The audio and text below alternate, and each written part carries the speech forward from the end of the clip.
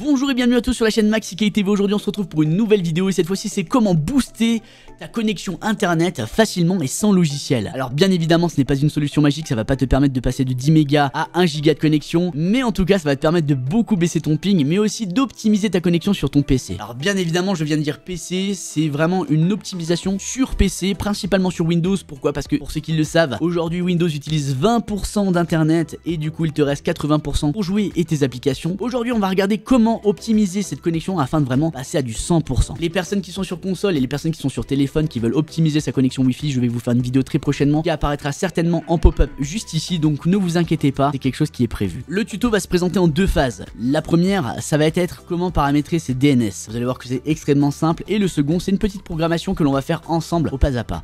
Si justement tu as suivi de A à Z cette programmation, tu devrais être au top du top au niveau de ta connexion. Bien évidemment, avant cela, je t'invite à cliquer sur s'abonner, la cloche des notifications, et il y aura beaucoup de tutoriels autant pour les streamers que sur les youtubeurs, mais aussi des personnes lambda qui utilisent internet, qui veulent simplement avoir une connexion beaucoup plus performante. Du coup, nous allons commencer par les DNS. Alors les DNS, qu'est-ce que c'est? Ça va être tout simplement la petite ligne d'accès, la petite code à rentrer, afin de pouvoir passer sur une petite passerelle qui va vous optimiser votre connexion. Bien évidemment, je vous parle dans des mots simples, parce que si je commence à parler sur des mots un petit peu stratégiques, un petit peu complexes, je risque de vous perdre. Entre guillemets, c'est comme si je donnais la clé à mon PC afin de lui donner un accès beaucoup plus ouvert sur internet et de lui recommander du coup les pistes les plus rapides. Donc là je vais lui recommander l'autoroute des DNS. Du coup l'autoroute la plus rapide à emprunter pour votre PC, ça va être tout simplement les DNS de Google Publics, qui sont des DNS totalement gratuits et totalement accessibles pour votre PC. Donc déjà nous allons recommander à votre PC de rentrer ces DNS. Je vais vous montrer dès à présent comment modifier ces DNS. Du coup on se retrouve directement sur le PC et cette fois-ci je vais vous expliquer comment accéder à vos DNS. Il faut cliquer donc sur démarrer, on va marquer panneau de configuration.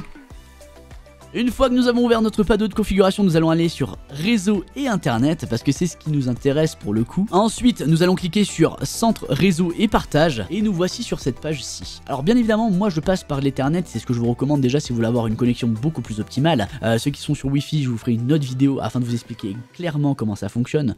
Mais en tout cas, par Ethernet, c'est beaucoup plus fluide et beaucoup plus optimal. Vous allez gagner quand même un petit cran au-dessus en termes de ping et un petit cran au-dessus en termes de connexion réseau. Bien évidemment, le fait de passer par de l'Ethernet, ça va pas vous permettre d'avoir des tonnes de gigas en plus, mais ça va optimiser votre connexion, ça va permettre d'avoir quelque chose de beaucoup plus stable. Maintenant, pour continuer, on va cliquer sur Ethernet. Nous allons aller dans Propriétés. Ensuite, on va sur Protocole Internet version 4.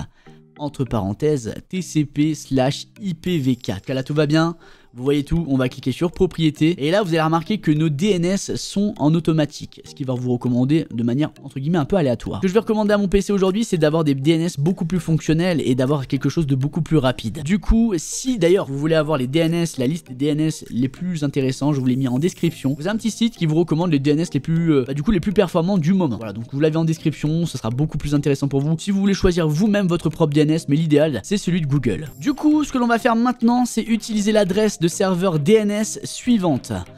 Ici on va rentrer donc le serveur DNS préféré qui va être tout simplement alors 8.8.8.8. Là il va nous recommander de rentrer un serveur DNS auxiliaire, entre guillemets c'est un petit peu la porte de secours. Si votre DNS principal n'est pas fonctionnel, et bien il va vous proposer le DNS auxiliaire. Le DNS auxiliaire tout simplement ça va être 8.8.4.4. Une fois que cela est fait, une fois que vous avez rentré vos DNS, il y a juste à cliquer sur valider les paramètres en quittant et bien évidemment cliquer sur OK. Alors bien évidemment il va vous faire un diagnostic réseau pour voir si tout se passe bien, s'il n'y a pas d'erreur. Évidemment c'est normal, il n'y aura pas d'erreur, rassurez-vous. Une fois que vous avez fermé toutes ces pages, on n'a plus besoin de tout ça, on peut tout fermer, c'est tout bon. Dès à présent nous allons nous occuper de ce fameux 80-20. Les 80% que l'on utilise et les 20% qui sont utilisés par Windows. On va essayer d'optimiser un petit peu ce rendu là et d'avoir une connexion un peu plus stable avec beaucoup moins de ping et beaucoup plus de connexion. Donc du coup c'est parti, on va attaquer le tuto de cette deuxième phase. Du coup passons à cette deuxième phase de tutoriel. On va cliquer sur Windows et R, donc la touche Windows et la touche R en simultané, ce qui va nous ouvrir donc l'exécuteur. Sinon, si vous n'y arrivez pas, vous avez simplement à cliquer sur le menu démarrer avec le clic droit de votre souris et ensuite cliquer sur exécuter. Maintenant, il va falloir rentrer une commande très spécifique et notez-la bien, je vous la mettrai du coup en description au cas où. Du coup, nous allons exécuter un programme qui s'appelle donc du coup regedit. Une fois que c'est OK, vous cliquez sur rentrer et ça va exécuter le programme. Bien évidemment, il vous demande si vous autorisez l'appareil à accéder à ce registre. Vous dites oui. Nous voici sur le dossier exécuté, donc voilà, c'est un petit programme sur lequel on a tout le registre de notre PC. Bien évidemment, touchez uniquement ce que je vous demande de toucher, ne faites pas d'autres choses, ne supprimez pas de dossier.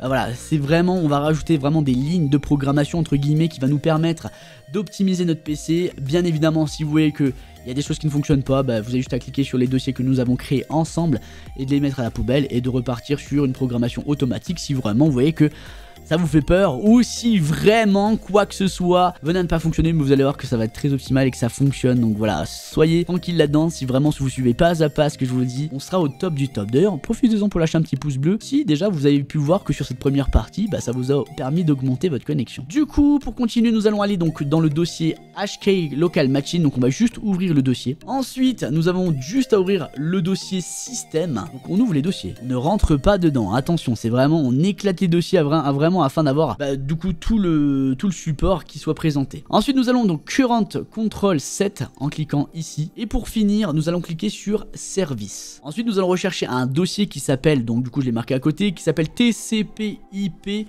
Voilà, c'était pour pas se tromper parce qu'il y en a vraiment, je crois qu'il y en a deux si je vous dis pas de bêtises et c'est vraiment par ordre alphabétique, donc du coup vous avez juste à descendre dans les T. Hop, on devrait y arriver. Hop, ici. Vous avez donc ici TCP/IP et ici TCP/IP6. On va avoir besoin que de celui-ci. Donc nous allons ouvrir ce dossier et là on va avoir Parameters. Et c'est là où justement on va commencer à rentrer dans le vif du sujet. On va cliquer dessus, clique sur Parameters et faire un clic droit. Dans le but de créer un nouveau dossier qui s'appelle valeur dword 32 bits.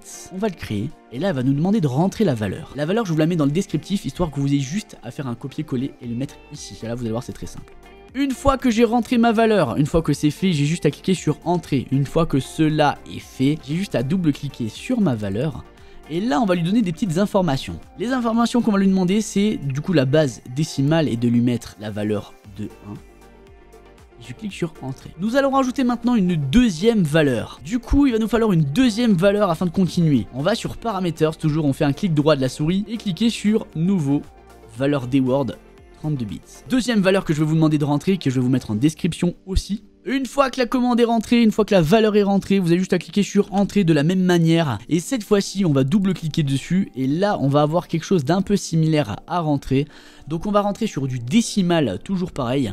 64 240. Et une fois que cela est fait, vous avez juste à cliquer sur OK. Et là, normalement, notre programmation est optimale afin d'avoir de l'internet boosté. Voilà, le tuto arrive à sa fin. Bien évidemment, ce que je vous conseille avant, c'est de redémarrer votre PC avant de faire un test, speed test. Il est possible qu'il soit faussé parce que les informations ne seront pas totalement enregistrées. Ça va aider votre PC à se rafraîchir un petit peu dans ses informations. Et si vous faites un speed test, normalement, tout se passe bien. Et là, vous avez une connexion beaucoup plus stable, beaucoup plus fiable, beaucoup plus optimisée. En tout cas, si cette vidéo t'a servi, si elle t'a bien aidé, n'hésite pas à cliquer sur le petit pouce bleu. Et si tu es friand de ces nouvelles vidéos qui vont arriver, comment optimiser ton Wi-Fi et autres, je t'invite à cliquer sur le petit pouce bleu, s'abonner, la cloche de notification. Et en tout cas, on se dit à très bientôt pour une nouvelle vidéo. Ciao.